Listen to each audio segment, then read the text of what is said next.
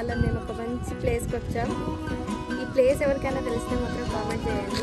చూడండి ప్లేస్ ఎంత బాగుందో.